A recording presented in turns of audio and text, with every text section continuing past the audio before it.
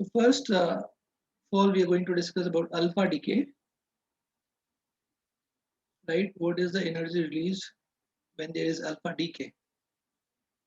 So alpha, beta, gamma decay, all these decays, they take place from the nucleus, right? Alpha decay. So let us say we have a radioactive nucleus X, whose mass number is A and atomic number is Z. So it decays to give alpha. Now what is alpha? Alpha is basically helium, that is mass number 4, atomic number 2, with a charge 2 plus. That means there are no electrons. Okay, that means there are only 2 protons and 2 neutrons. That is alpha particle, right? So X decays into Y with mass number A minus 4 and atomic number Z minus 2 plus a alpha particle, yani helium. Okay, so this is the alpha particle. In bracket we can write alpha. So what we can see here is that first thing we should understand is that this is a nuclear reaction. This is a nuclear reaction. The electrons present in the KLMN shell or in the orbitals, electrons present in the orbitals are not involved. They are not involved. That we should understand. It's only a purely a nuclear reaction. Okay, electrons present in the orbitals are not involved. Like this is the nucleus, and the electrons which are outside the nucleus. Actually, electrons are outside the nucleus. So these electrons are not involved, right? These electrons are not involved in nuclear reaction. So if you see what is the actual number of electrons in X, actual number of electrons in X is Z. Actual number of electrons. And what is the actual number of electrons in Y? Can someone tell me? X is made from Y. X has come from Y. So what is the actual number of electrons in Y?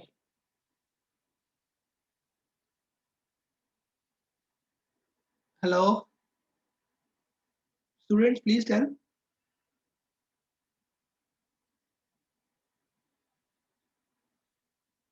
No one? So that also should be Z. Because इसके कोई electrons का loss नहीं हुआ है. X के कोई भी electrons का loss नहीं हुआ. X में जितने electrons थे उतने electrons यहाँ पे intact है. ठीक है? There is no loss of electron. When X is converting to Y, so if this has Z electrons, even this has Z electrons. Do you understand this? Hello, everyone. Do you Yes, understand? yes, sir.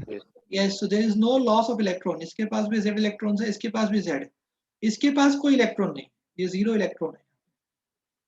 तो ये है actual number of electrons. ये क्या है? Actual number of electrons.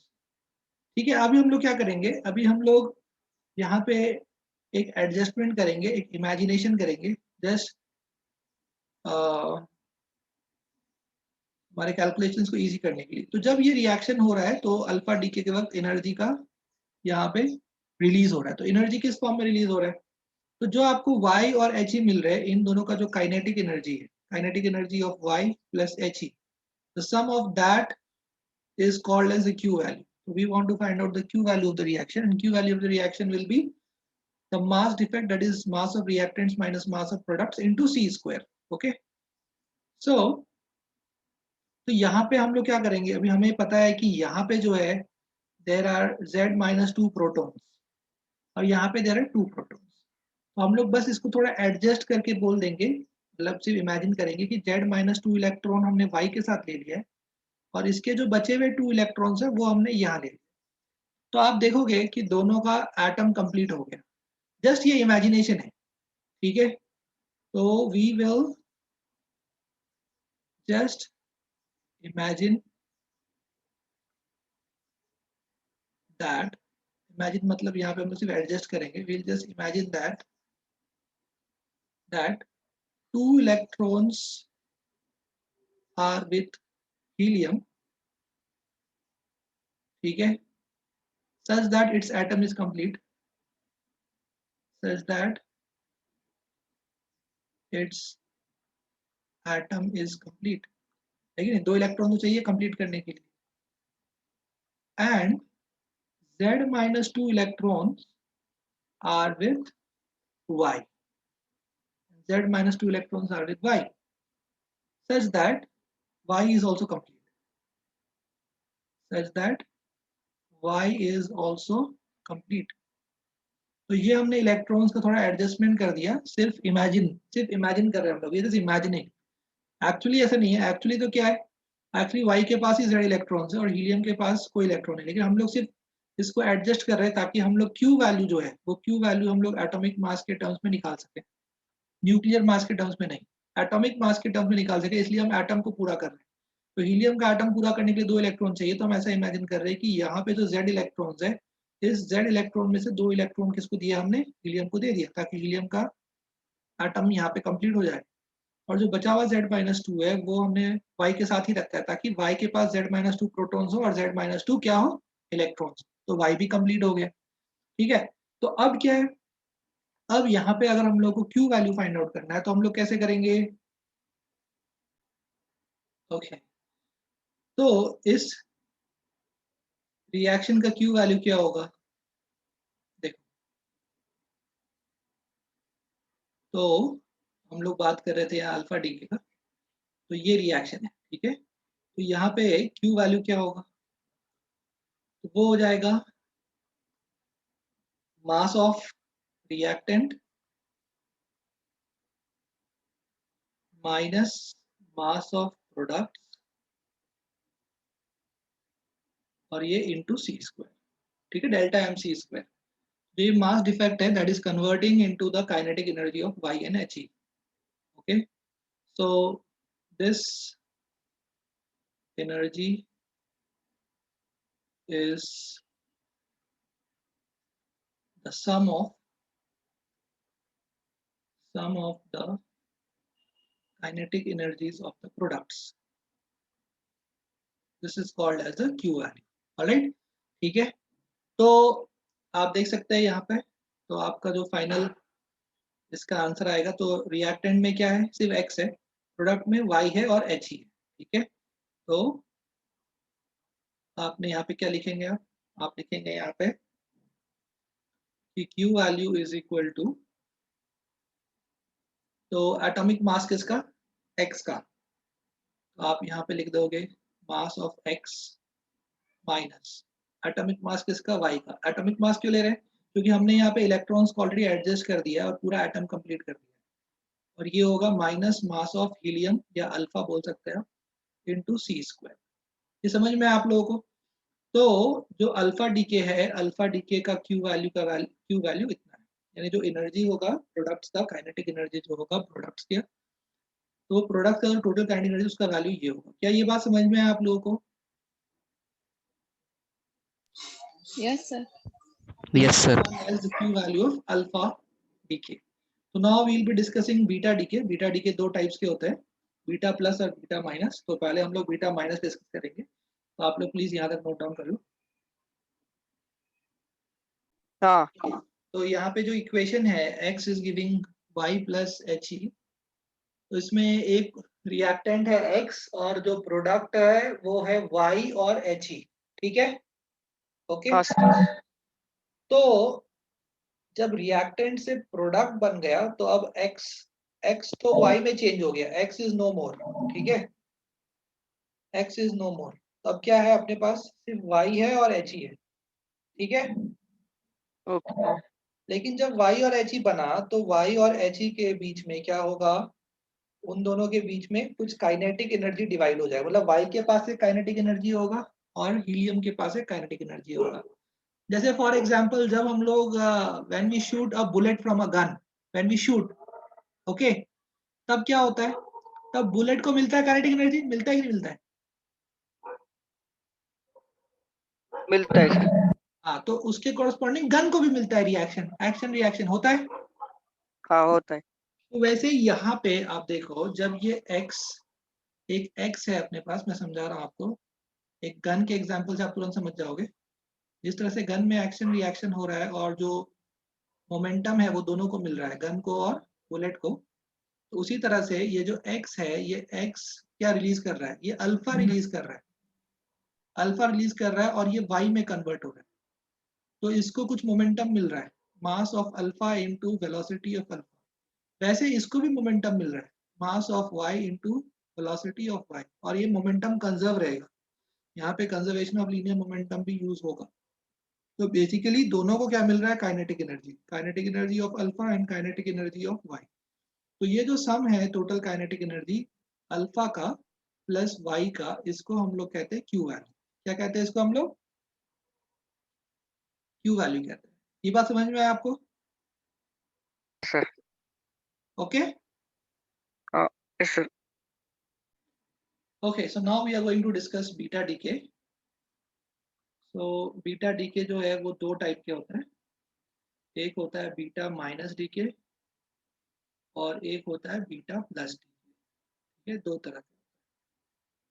तो beta minus जो है, तो बीटा माइनस हम लोग कहते हैं इलेक्ट्रॉन को, और बीटा प्लस हम लोग कहते हैं पॉजिट्रॉन को। तो दोनों का मास सेम है, mass of electron is equal to mass of positron. ठीक है, मास सेम है, चार्ज इसका इक्वल एंड ऑपोजिट है। इलेक्ट्रॉन का चार्ज पता है आपको, -1.6 इंटू 10⁻⁻⁹, और जो पॉजिट्रॉन है उसका चार्ज है +1.6 इंटू 10⁻⁻⁹। तो हम लोग ये दोनों अलग अलग डिस्कस करेंगे। तो जो बीटा माइनस डीके है, बीटा माइनस डीके में क्या होता है और बीटा प्लस डीके में क्या होता है। ठीक है, तो बीटा माइनस डीके में जो न्यूट्रॉन है न्यूक्लियस के अंदर, न्यूट्रॉन है, प्रोटॉन, न्यूट्रॉन प्रोटॉन, ऐसे बहुत सारे, तो जो न्यूट्रॉन है वो प्रोटॉन में कन्वर्ट होता है। लेकिन बीटा प्लस डीके तब होता है जब जब प्रोटॉन न्यूट्रॉन में कन्वर्ट होता है। अब देखो, जब न्यूट्रॉन प्रोटॉन में कन्वर्ट होगा तो प्रोटॉन का चार्ज क्या है, पॉजिटिव। तो चार्ज बैलेंस कब होगा, जब एक इलेक्ट्रॉन भी रिलीज होगा, तब चार्ज बैलेंस होगा। तो ये जो रिएक्शन है, इसमें एक एंटी पार्टिकल रिलीज होता है, जिसको हम लोग बोलते हैं एंटी न्यूट्रिनो बोलते हैं, ये एनर्जी पार्टिकल है। ठीक है, और जो बीटा प्लस डीके होता है उसमें प्रोटॉन कन्वर्ट होता है न्यूट्रॉन में। अब चार्ज बैलेंस कैसे होगा, न्यूट्रॉन का चार्ज तो जीरो है, तो इसके साथ एक पॉजिट्रॉन रिलीज होगा तो चार्ज बैलेंस होगा, और इसके साथ एक एनर्जी पार्टिकल रिलीज होगा जिसको हम बोलते हैं न्यूट्रिनो। ठीक है, तो ये जो आप देख रहे हो, दिस इज एंटी न्यूट्रिनो, ये एनर्जी पार्टिकल है। तो हमने ये इक्वेशन लिखा कैसे, चार्ज बैलेंस करके। ठीक है, we have balance the charge on both the sides. और ये पार्टिकल क्या है, ये है न्यूट्रिनो। ठीक है, तो यहाँ पे जो है, यहाँ पे जो नेट चार्ज है, वो नेट चार्ज यहाँ पे कैसा है,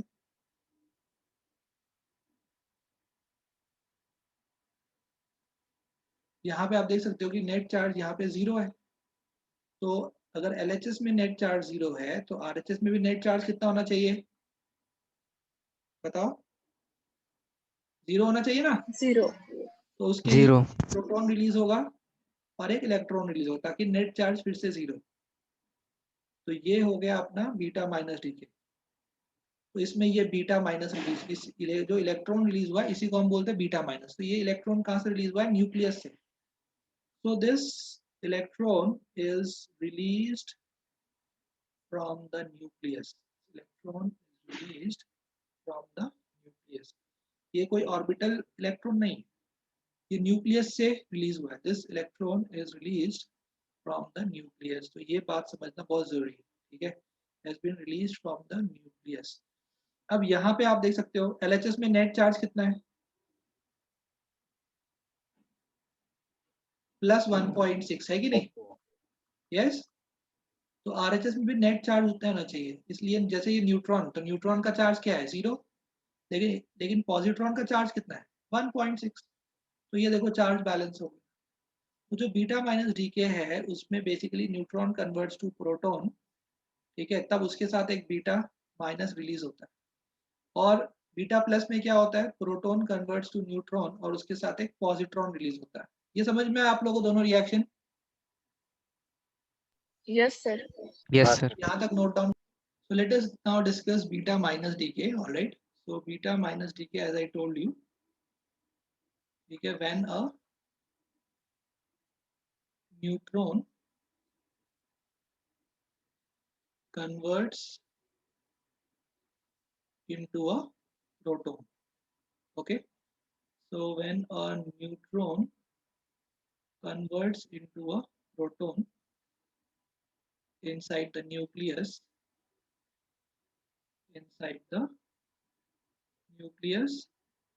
then an electron is released from the nucleus. An electron is released from the nucleus. This is called as beta minus decay. Okay. So this is called as beta minus decay. तो आप देख सकते हो यहाँ पे कि इसमें क्या है, इसमें एक न्यूट्रॉन कन्वर्ट हो रहा है, राइट। तो हमने बता दिया आपको, neutron is converting to proton, इसके साथ एक इलेक्ट्रॉन रिलीज हो रहा है जिसको बीटा माइनस बोलते हैं, और एक एंटी न्यूट्रिनो, जो मैंने आपको बता चुका है। तो अब यहाँ पे आप देखो, न्यूट्रॉन प्रोटॉन में कन्वर्ट हो रहा है, तो जो मास नंबर है एक्स का और जो ये है, तो इसका जो मास नंबर है ए में कोई चेंज आएगा क्या? कोई भी चेंज नहीं है, यानी ए विल रिमेन अनचेंज्ड। क्यों? क्योंकि एक न्यूट्रॉन प्रोटॉन में चेंज हो रहा है, तो A will remain unchanged. A क्या है? मास नंबर है।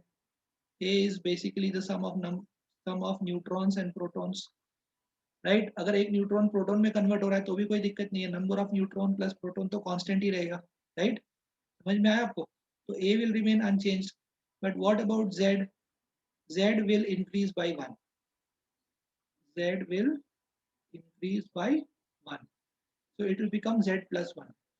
So when this beta minus decay will happen, a will convert into x will convert into y, such that the mass number will remain same but the atomic number will be increased by 1.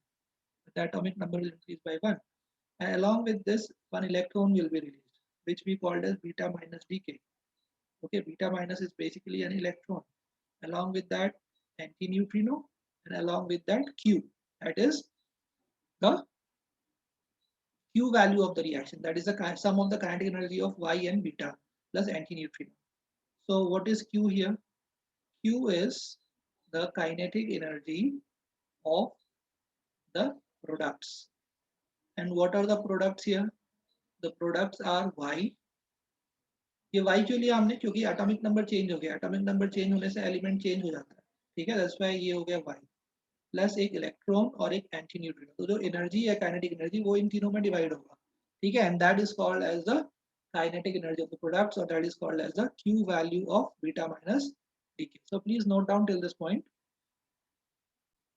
Please take a screenshot of this. लिया आपने?